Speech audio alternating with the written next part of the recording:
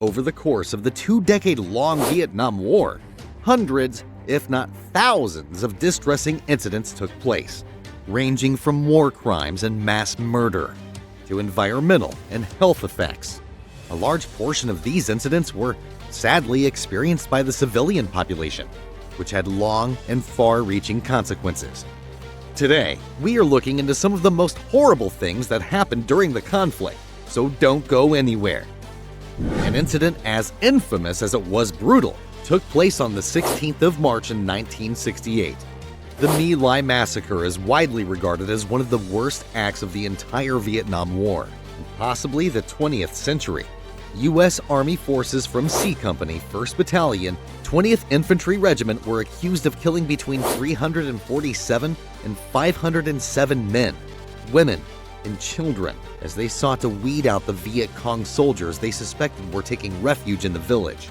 Incredibly, just 26 soldiers were tried for the massacre, with only platoon leader Lieutenant William Cawley Jr. being convicted of the killing of 22 villagers. In one of the worst miscarriages of justice in recent history, Cawley would serve just 3.5 years under house arrest after U.S. President Richard Nixon commuted his sentence.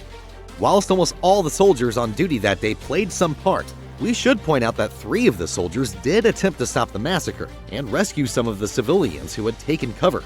At the time, these men were shunned by their fellow soldiers, as well as some politicians back home. But in the 1990s, they would be recognized by the U.S. Army themselves for their bravery. During this time, when technology and recording equipment wasn't what it is today, there were murmurings of regular war crimes being committed by both sides. Sadly, the My Lai Massacre isn't the only mass killing on record during the Vietnam War. There were other reports of mass killings, torture, and executions which all took place during this period. Should you ever find yourself in the southern Vietnamese city of Ho Chi Minh, you may well notice the odd wheelchair-bound person, and even some who are seriously disfigured. These unfortunate souls have the U.S. Army and their policy of spraying Agent Orange herbicide over hundreds of thousands of square miles during the war to thank for their disabilities.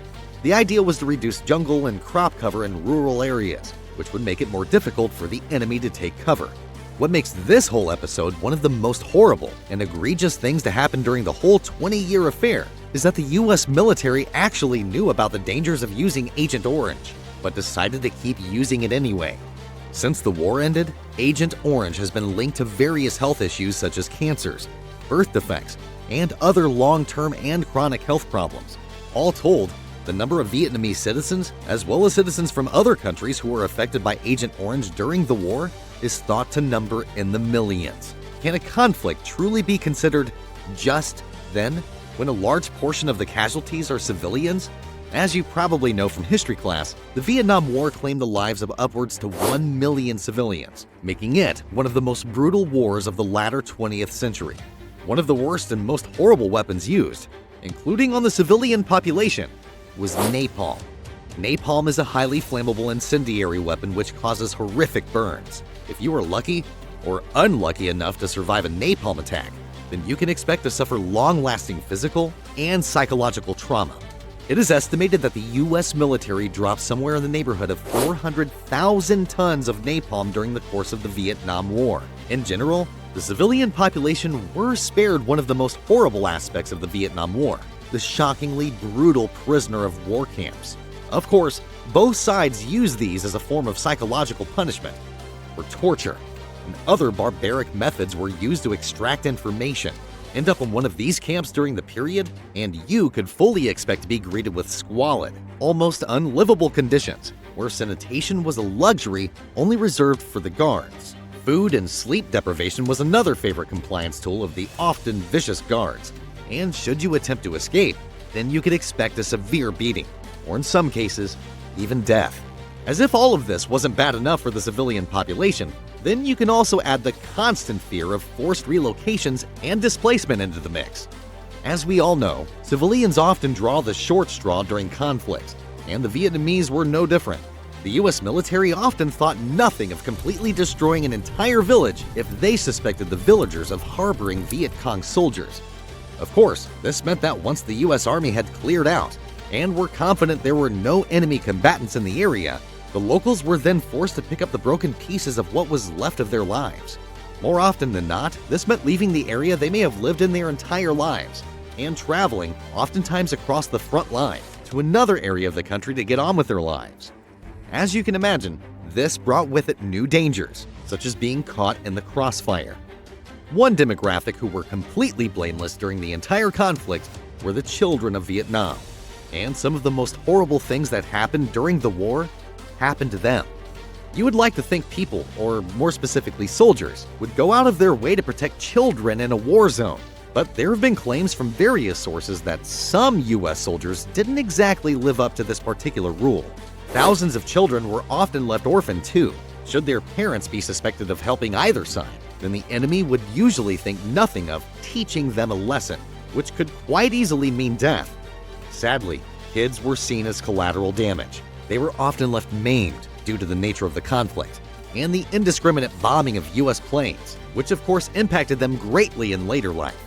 It is one thing trying to find a job as an able-bodied person in an impoverished country. It is quite another entirely when you are disabled thanks to a war you had no say in whatsoever as a child. Another quite horrific tactic used by both sides were booby traps. Hidden to avoid detection, there were a wide variety of traps in use, ranging from punji traps, pits dug into the ground and lined up with sharp bamboo which impaled anyone unlucky enough to fall in, to the more traditional tripwire devices and booby-trap grenades. There were other types of booby traps too, including the dreaded bucket bomb, a bomb hidden inside everyday devices, as well as chopstick grenades, which were handheld grenades taped to items such as chopsticks, which would attract curious individuals. As you can probably appreciate, these types of devices didn't just detonate on soldiers, and the long-suffering civilian population were often the unwitting victims. Toe poppers and bouncing Betty mines were also designed to inflict maximum damage. Toe poppers targeted the lower limbs, whilst bouncing Betty mines were designed to explode at waist height when triggered, causing catastrophic injury.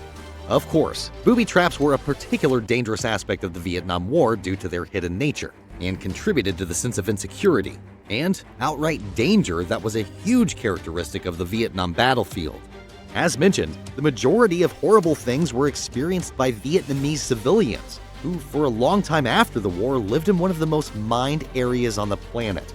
For years afterwards, people in rural areas of the country were regularly stepping on mines and coming across unexploded ordnance, often with disastrous consequences. This was also a huge problem across the border in Cambodia, a country which the US continually bombed after suspecting the Viet Cong of hiding out in their eastern jungles. All in all, the Vietnam War was the catalyst for some truly horrible things, with the Vietnamese civilian population often the ones who suffered most. Thankfully, these days, war crimes and horrific practices such as the indiscriminate dropping of Agent Orange have been outlawed by the global community and the Geneva Convention.